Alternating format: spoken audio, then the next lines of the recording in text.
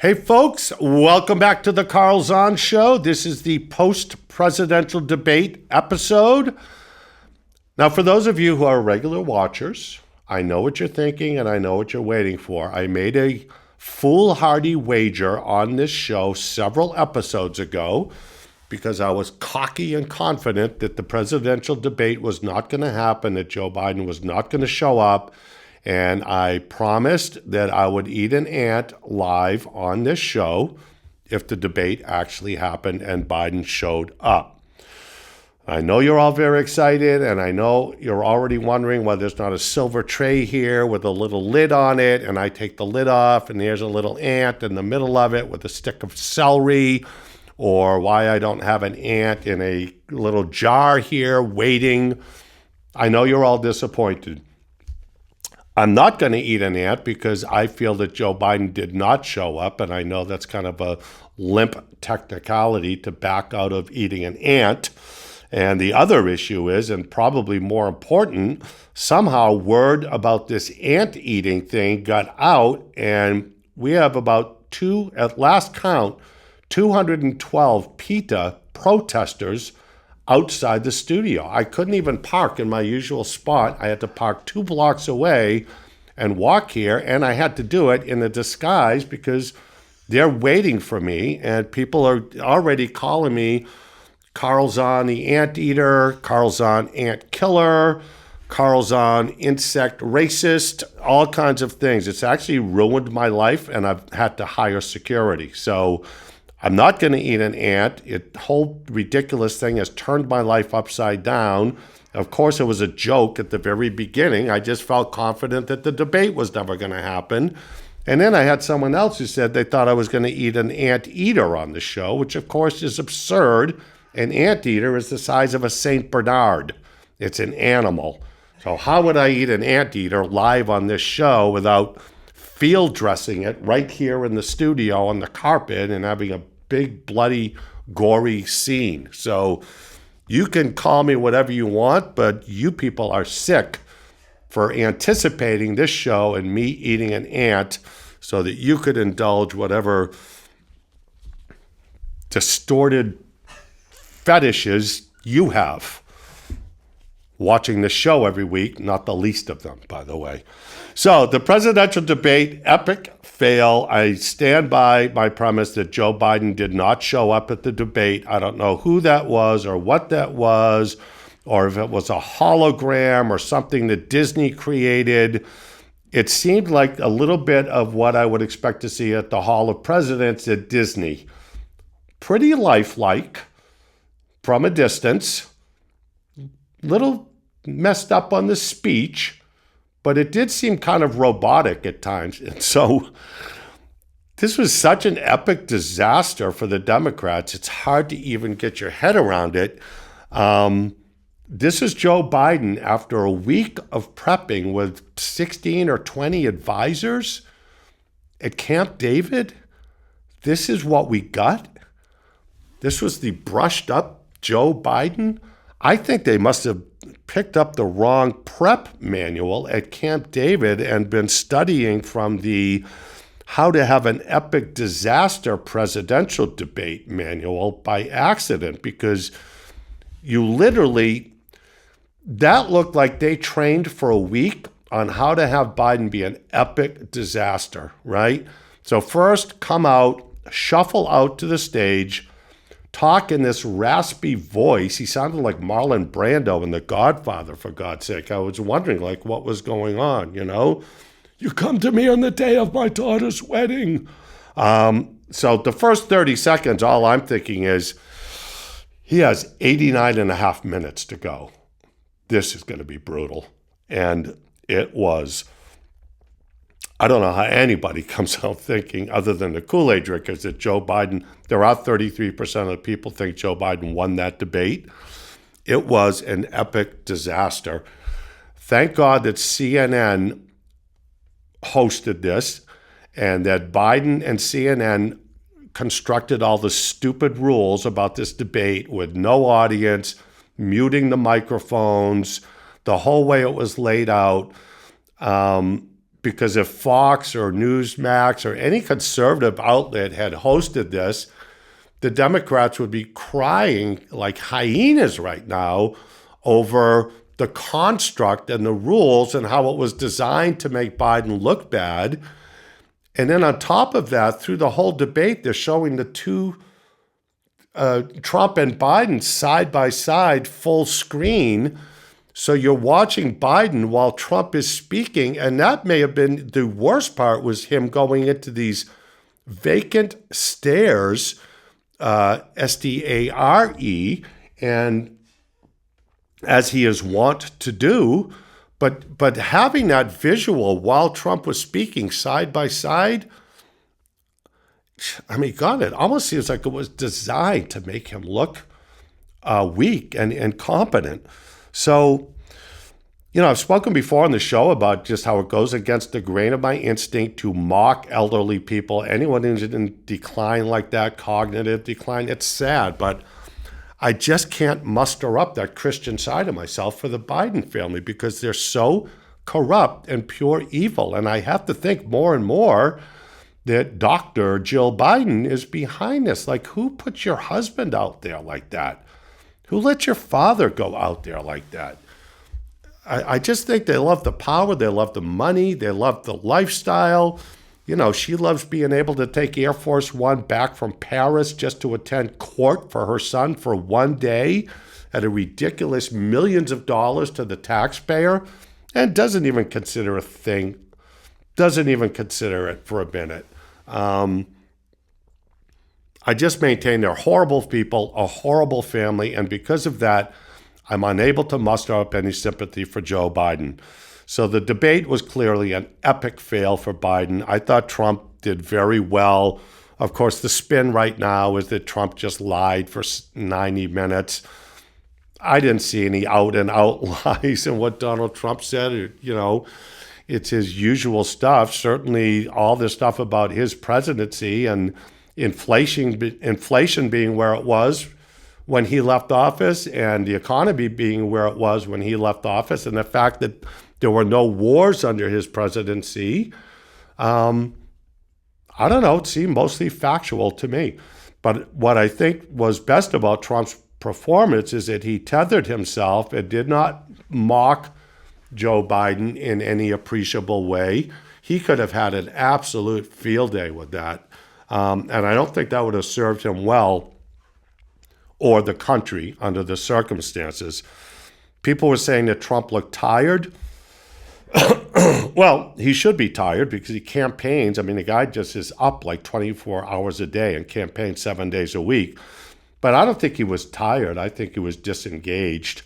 I think he was kind of pissed off that he even had to be there. He even said at one point during the whole thing that, this is just a waste of time. And I think in hindsight, it was a waste of time. It certainly was a waste of time for the Democrats.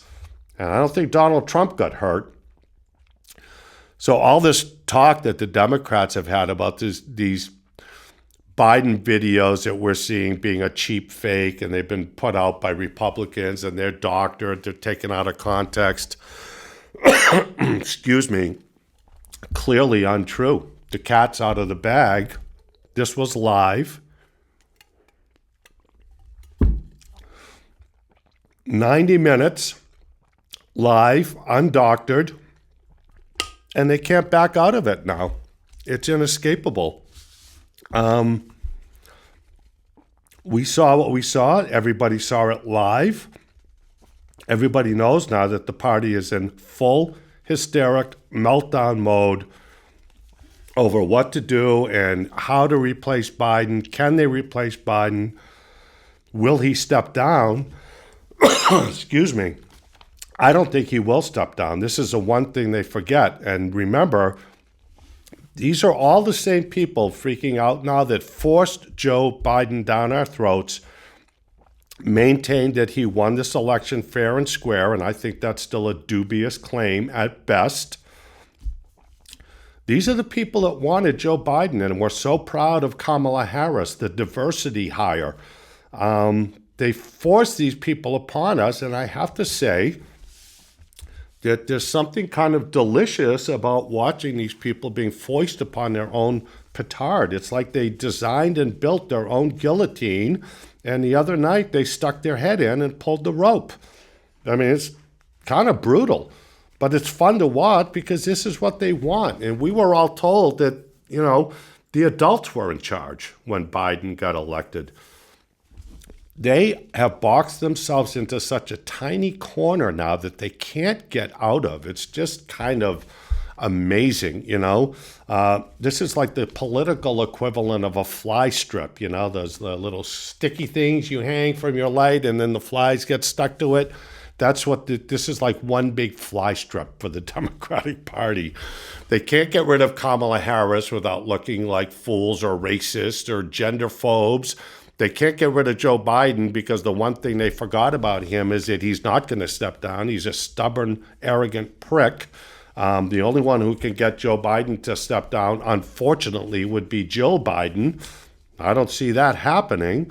And Biden was on the campaign trail the following day, all full of vinegar again, like he usually is, saying that he's not going anywhere and talking about all the lies that Donald Trump, it's like, I'm amazed the guy would show his face anywhere after a performance like that at debate. That's kind of funny to just go back out. But that runs in the family, that cockiness, right? If you are Hunter Biden, and I've said this all along, if you are Hunter Biden and you had a laptop and it got found and public photos were made of you passed out with a crack pipe in your mouth, in some kind of orgy situation with multiple women where you're wearing like a leather scarf and a whip and all these things, most normal people would move to Montana in the middle of the woods and not ever want to be seen again. You would change your name, you would get plastic surgery, you would do all of that. But this family has none of that shame. It's stunning.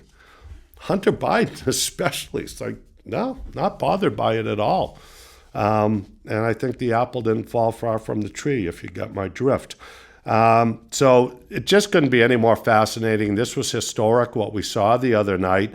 I thought Trump did very well. He was tethered. He was measured, other than one comment where he said, I don't know what Joe Biden just said, and I don't think he does either.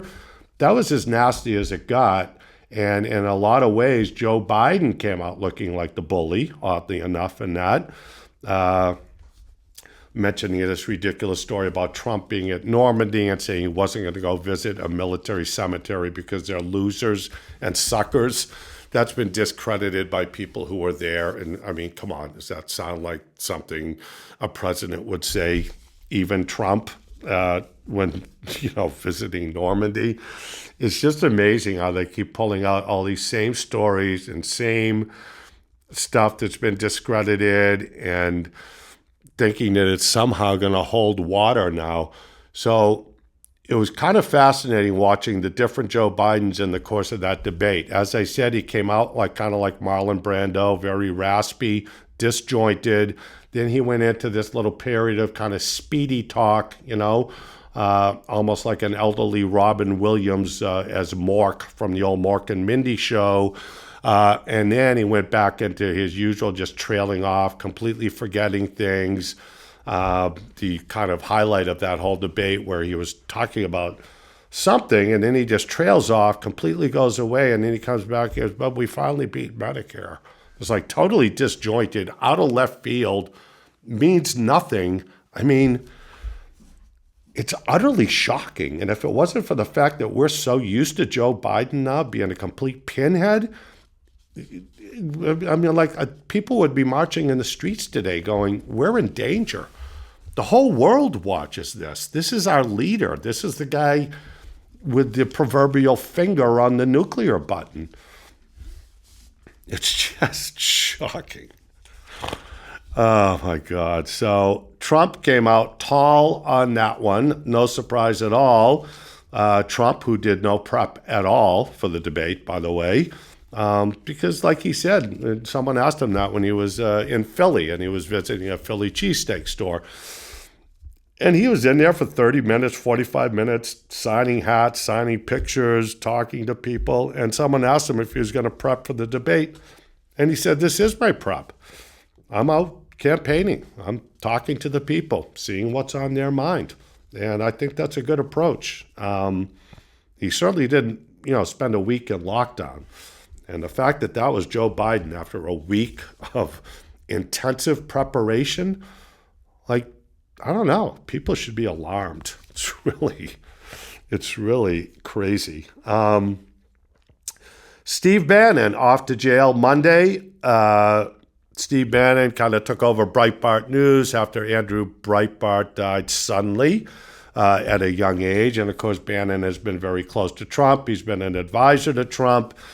And he, like Peter Navarro, has now been sentenced to jail for contempt of Congress. So, it's funny because, lots of people have been in contempt of Congress, all in Democrats, and no one has ever gone to jail. They usually pursue it as a civil matter. But naturally, this just goes back to the weaponization of the justice system. So Steve Bannon, I give him a lot of credit. He has said, yeah, I'm not worried about it. 4 months. He chose to go to the federal pen in Danbury, Connecticut. Not a happy place. This is not like a cushy white-collar prison deal. But like Bannon said, he goes, I did 4 years on a Navy destroyer in the Navy in all different parts of the world and sometimes under battle. And goes, 4 months in prison is not a big deal for me. I'm not happy about it, but I'm not going to bend. And I give Bannon a lot of credit. That's commitment, and commitment when you know you're on the right side of things and when you actually believe what you believe and you have core beliefs, that's commitment. So I'm really sorry that he's going to lose his freedom for 4 months. But I really admire him for not backing down. Bannon's a straight shooter, man. I like him a lot, smart guy. And I think in a way this paves future positions for him down the road. There's been talk, and I forgot to mention a few weeks ago on the shows, talk of reinstituting the draft. And I thought that was an interesting notion given the culture that we have today. So it's just hard for me to imagine Gen Zers being drafted and how do you storm the beach at Normandy with a machine gun in one hand and your cell phone in the other so you can, do your selfie because they film everything. So being interesting to see a bunch of Gen Zers in the draft. They'll have to train knowing that these people are always going to be filming everything. They're always going to have a cell phone in their hand, and hopefully you can operate a gun with just the other single arm. Kind of a ridiculous notion to reinstitute the draft for Gen Z. And it's interesting, and I think I kind of agree with this. Like I saw Tulsi Gabbard talking about that, and she said, and she was in the military and still active. She goes, if you're in the military, you don't want people there who don't want to be there. You don't want to be in a foxhole with someone who doesn't want to be there. And you don't want to be in the battlefield with somebody who doesn't want to be there. So I think it's I think it's a ludicrous idea. I think men are still automatically registered for the draft when you turn 18 in this country. I could be wrong, but I believe that's the case. But I think drafting women, making women an automatic draft and Gen Zers in general, not a good idea. That's not going to work. Also this week, I'd spoken a week or two ago, we had talked about this crazy legislation in Florida where they're making it legal to shoot crack bears. So in Florida, you can shoot bears that are addicted to cocaine or on crack. Didn't know that was such a big problem down there. I knew the pythons were and these other kind of big lizards that are running around all over the place, but didn't know that, crack smoking bears was such a big deal in Florida. And on the heels of that, I had mentioned this stupid legislation they did here in New Hampshire years ago where they limited the number of helium balloons you can buy because the helium balloons float up and they break. And when they land in the ocean, they wash ashore and seagulls were choking on the deflated balloons. Well, another tip from my cousin Rob, official contributor to the Carl Zahn Show, he said they have a similar balloon bill in Florida, but in Florida, you can get arrested for intentionally releasing a helium balloon, which I thought brings in a whole another dynamic to, these balloonists, we call them, people who flagrantly abuse helium balloons in multiple different ways, some of which are too graphic for me to go into on this show. But I'm just wondering, like, if you're a cop in Florida and you see somebody that's got like holding 10 helium balloons and, you draw your weapon and you say, drop the balloons. Well, you can't drop a balloon. I mean, a helium balloon's going to float away, and now you have intentionally released helium balloons, which is a crime in Florida. I don't know if you get shot for doing that. I would hope not. But who knows? Everything's changing rapidly in this world. It's a little hard to keep up with. Also this week, this was super interesting. I'm big music guy, like music, used to play music. I'm not real big on the rap hip-hop stuff. I